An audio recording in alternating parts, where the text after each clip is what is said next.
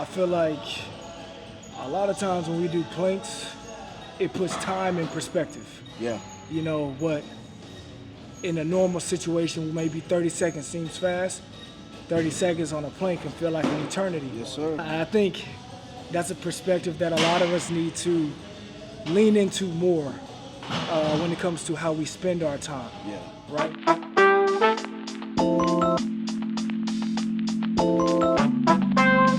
And it's about training attention for me, man. Like, when I put myself in situations where I have to lock in order to get through whatever the challenge is, it helps me develop my attention skills. Yeah. And I even recognize attention as a muscle that we can exercise just like everything else. It's interesting. I feel like the toughest muscle for me to train consistently is my attention. Yeah.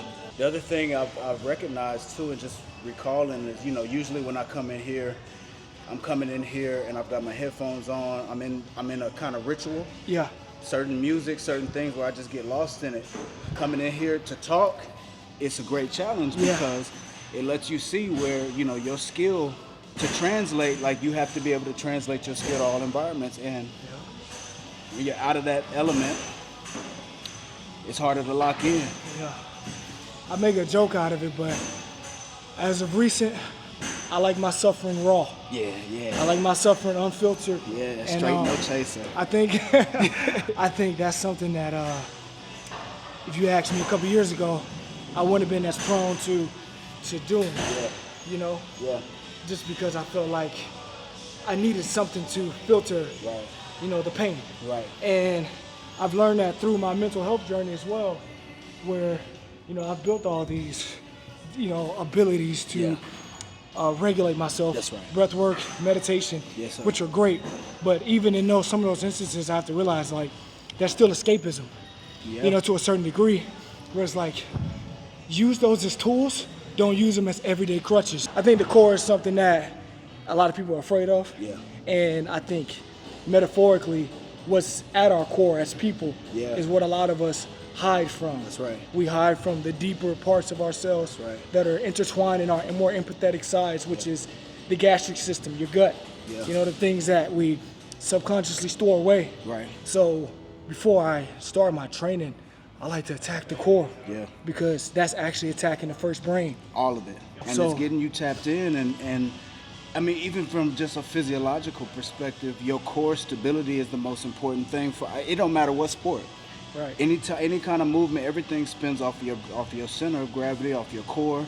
And so I love the metaphor of thinking about that in ways that is more than just physical. Right. You know what I mean? Because we're grounded somewhere, and training our attention for those areas, curating that core stability constantly.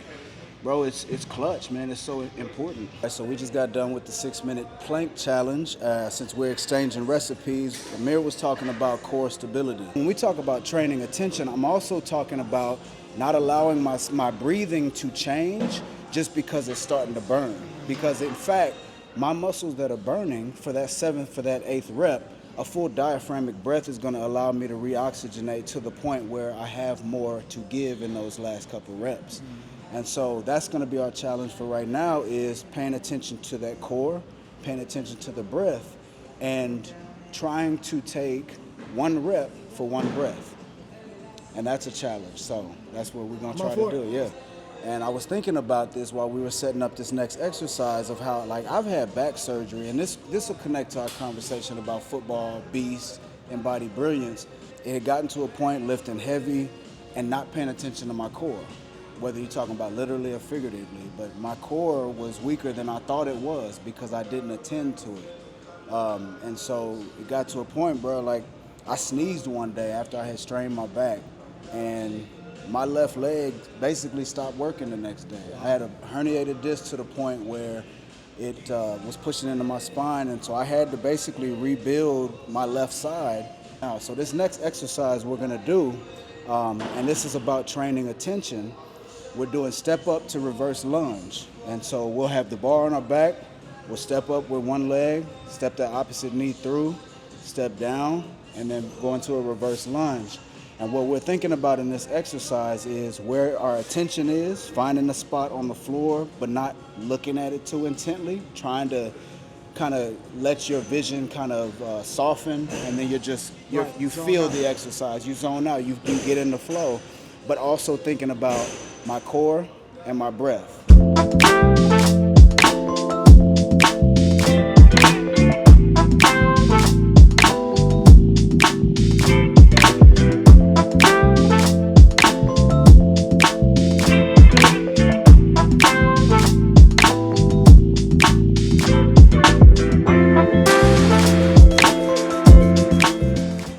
You and I have had experiences before being seen in certain ways because you're an athlete, whether for good or for ill. Yeah.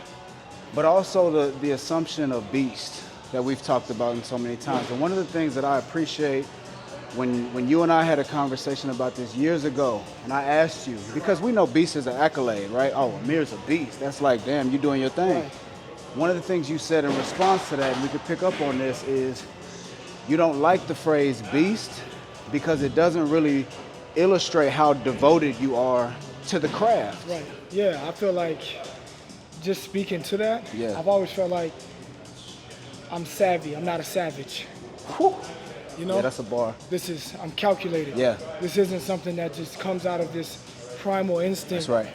And of course I have God-given ability that's innate. Yeah. That allows me a certain reactability. Right. But that was trained over time. Yeah. That was honed and cultivated through a lot of practices that we're doing today. Yeah. So I'm savvy. Yeah. I'm not a savage. I like I'm that. not a beast. And I think beast undermines the savviness Yeah. to be able to be consistent, disciplined, to put a template together and allow that to illustrate itself through different mediums throughout my life. Yeah. Whether that's sports or, sports to me isn't art, but Right.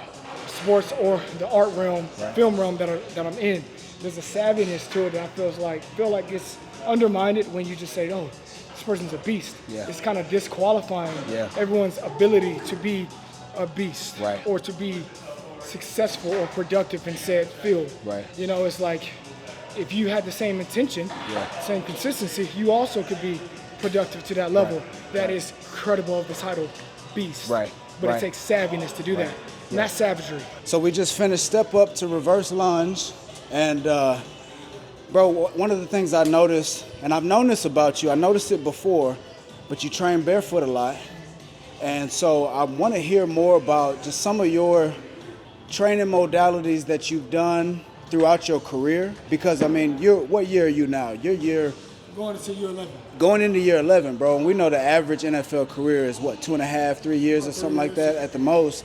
And I remember when you were with Detroit and you had some physical challenges, had the Liz Frank injury, and I remember paying attention to how you had changed up your training. You started working with the foot doctor guy, and you were doing a lot of barefoot training, and then today you've got a modality for us about training fascia. So I just want to hear you talk a little bit about, especially thinking of yourself as an artist or a creative athlete, some of the creative adjustments you've had to make throughout your career in this kind of embodied brilliance way, right? You talk about savvy, to prolong your career, to get more out of yourself without the load, without the injuries, without bearing, the heavy ass lifting all the time, bro. Just talk about like what shifts you've made, what some of the philosophies that you've embodied now, and kind of what the significance of that is for your training. Unfortunately, it took me injury to get to this place, but I think a lot of times until we can know the other side of reality that could be a potential force, we have to go through the depths. We got to fall, polarity, that's how it kind of works. And as you said, in Detroit, I had some foot injuries, so I've always, since that injury, I've kind of believed that everything starts with the foot, right? Your feet are your roots. If you're a tree and you're trying to extend as wide and as broad as you possibly can, it's going to start at your foundation. And a tree grows both ways. I think that's one of the most beautiful metaphors, where it grows downward and it grows upward and outward, right? And I think sometimes the downward, which we don't see for the roots, is what gets ignored. But when we think about what consistently meets force, what consistently is under the pressure of gravity, right, which bounds us to this magnetic earth, it's our feet, right? So that's one of the main reasons why I train barefoot. Getting with the foot doctors and getting into fascia training, which is what I want to talk about, really has really prolonged my career, but also allowed me to add different aspects to my game, like being a better receiver as I've gotten longer into my career than that I didn't necessarily have in my bag when I was younger, because I was so binary. I had done all these two-legged workouts, I had done all these things that keep me in these fixed positions, but they weren't multi-planed. And our foot is multi-planed. It can pronate, it can supinate, it can, plantar, dorsey. It works on like this crazy radial plane where when you're running, especially as a kind of running back you are, you need to be, your ankles need to be 100%, 100%. And I just feel like that's about survival, and that's where my mindset went when it came to fascia training, which is survival. So our fascia system is this interconnected web that surrounds all of our muscles, right? And we can train a muscle all day, but if you aren't training the spiral lines and the different things that contort when you're actually using your body, then you're literally just calcifying your joints, you're just calcifying your muscles. And our fascia system is like a sponge. If you think about what sponges look like, you think about what those old cobwebs in the attic at your parents' house look like, that's what the fascia looks like, that's wrapping around our bodies. But you know how a sponge looks when it gets dried out after it's been sitting. You ain't washed the dishes in a couple of days. It gets real crinkly where you can almost break it in half. But once it gets wet, you can rinse that sponge, you can twist it around, and you want that type of pliability around your muscles because it allows them to actually reach their full potential. So the next exercise we want to get to are things that help you train your fascia line, where it works to allow you to work yourself through in ranges through force absorption and creating your own intensity. Bro, and while you're setting up for that, one of the things you said that I think was profound is that this is survival. And the way that you're talking about it connects to the way that sports has also become a means of survival for a lot of black athletes. Like literally, bro. Wow. You know what I mean? And so when we think about athleticism or what you do, even your embodiment as an intelligence, that speaks to the fact that not only are you navigating the field on this particular player, that particular player, this game against this team, but sport as a microcosm of a lot of American United States politics, especially as it relates to young black men, bro, you're navigating a world. If this doesn't, and for a lot of athletes, especially athletes who, may not have the kind of familial foundation that you and I had or whatever it might be, like, bro, if this don't work out, I had teammates at KU, if this don't work out, bro, I don't know what I'm gonna do. You know what I mean? And so in a very literal sense, it's survival, but to be able to pull out the ways that you've adjusted, the ways that you've become savvy about your craft, like literally becoming savvy about your survival in this world. And there's nothing else that speaks to embodied brilliance more than that, bro. When you're talking about somebody who is actually trying to find a space of flourishing for their existence, and if this is the field that I got to do it on, then I got to figure out how to do it and do it creatively. And bro, that's profound, man. This is a kettlebell sequence that is directly from Functional Patterns. I've been training with them. They're really good on fascia training, rehydrating the fascia system, where you don't need to stretch anymore, where you don't need the chiropractor anymore, where you don't need all these different modalities that help you in the immediate time feel good, but in the long term are only going to continue to contribute to the calcification process that I was talking about. And this is something that I had to unlearn. Stretching actually isn't good to build a dynamic athlete because it creates an elongated, overstretched muscle where you can't recruit that energy. A lot of times where you see a lot of yogis, it's good if you're chilling on the beach. But if you're someone who wants to be able to survive, like you said, something pops off, you need that quick twitch. And if you go ask a yogi to sprint, they're gonna look like they're running in mud. The first portion we're gonna start with is split stance, opposite arm of the leg that's up, and we're gonna get a swing here. And when you get the swing here, I want you to think about keeping this femur turned inward, getting that adductor on, being on the ball of your back foot. And when you're swinging, think about letting the core do the work, swing. And with every movement that we go through today, it's all about decompressing this midsection. You were talking about that lower back, injury you had. It's usually because gravity's pushing us down. So we're gonna lift our shoulders up, we're gonna protract, and we're gonna broaden our shoulders. Roll those boys forward, make that back wide. So when we're up here, sucking that core, you feel weightless right there, where it forces that lower abdomen to straighten your body out. No more anterior pelvic tilt. We're straight up. We're no more doing that. We're poop. So we're gonna get in that position, locking in, core decompress. We're gonna swing here, swing to a row up here, to a press. And think about rotating into each side.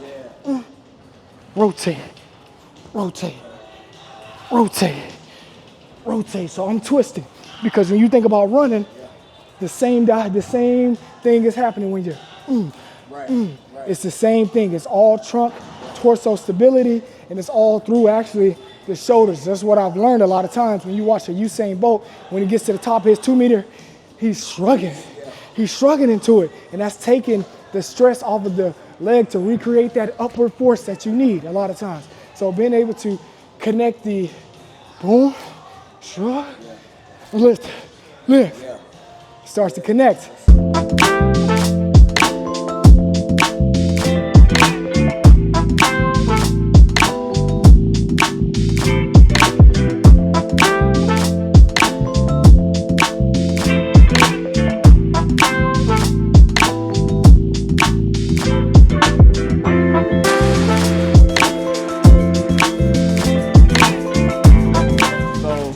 The next one we have on my next element of my recipe is single leg RDLs with kettlebell. I was talking about with the step up to lunge was like 1 breath, 1 rep. And a little, that's a little difficult to do when you're doing that metabolic of an exercise. But with these, something that you can control, the challenge is, you got to find that breath rhythm. And so I'm thinking about, now the challenge is when you get to rep 7 and 8 and your breath wants to speed up, that's where you trust that 1 breath is enough to get your muscle through this exercise. And you actually get a deeper dig out of that rep because not as much oxygen as, you know what I mean? So I'm gonna work through this rep.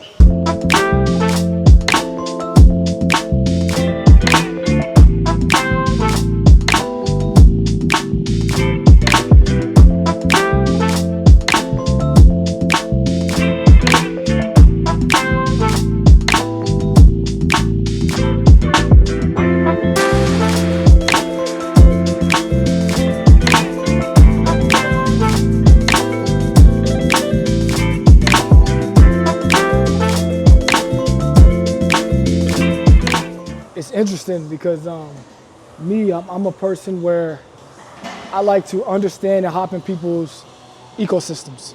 Like when it comes to training my hamstrings, I train them a lot differently today than this movement, but this is a staple.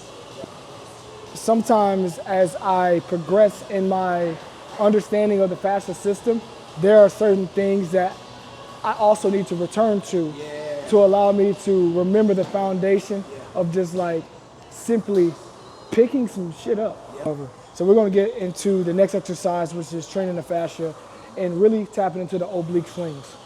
That is from shoulder to opposite leg, shoulder to opposite leg, and all those different contractions that go inversely, with one another. Opposite leg, opposite arm, you've heard that in track a lot of times. Obviously when you run, left arm, right leg goes up. It's a sling that goes literally from shoulder to lat to down, wrap around into your adductors. And, a lot of people, we train things, like you were saying, in this stationary space where you're just isolating the muscle. So, if I want to row, I can just row. But when in life am I just doing that? You know what I'm saying? If I'm in the backyard trying to pull something, I got to get my legs involved, all that stuff, and it takes a certain sequencing of fascia training to build the neural paths connection to get that going. So just like we started earlier, we're going to start opposite leg, opposite arm. You can use any cable, anything you can find that you can tie up to a post.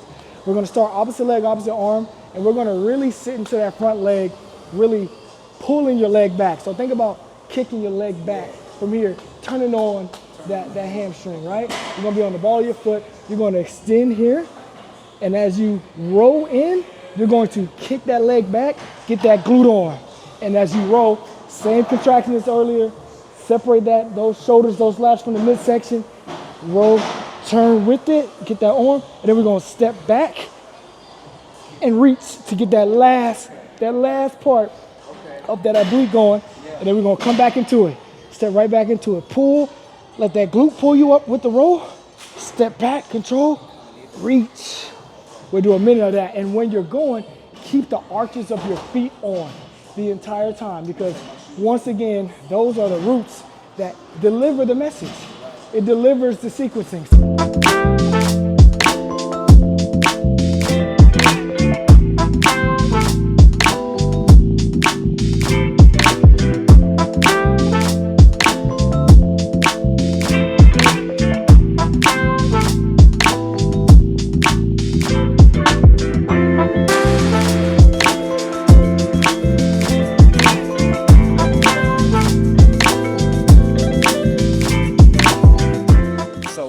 For today, we got a great workout. Thank you, brother, again for exchanging recipes with me.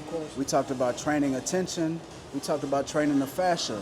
And what I got from it really was just understanding that we have the capability to develop a feel for these movements and like a deep, close, concentrated feel for them, bro. And that's a different kind of training than just brutish, you know what I mean, trying to be in here. So I appreciate you, man, sharing this philosophy with me and allowing people to see how you embody brilliance as an athlete, as a creative athlete. Yeah. So yeah, man, I appreciate it.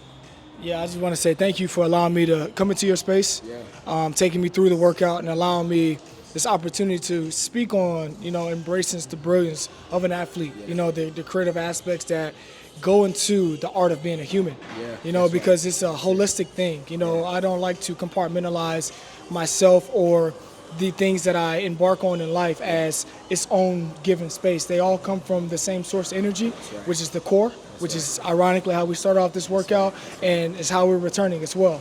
Everything that we create outside of us is a self-architected, projection. And I really appreciate the holistic mindset that you bring to not only your craft as a writer, as an author, but as a brother and as a friend. So I appreciate you, brother. Love, man.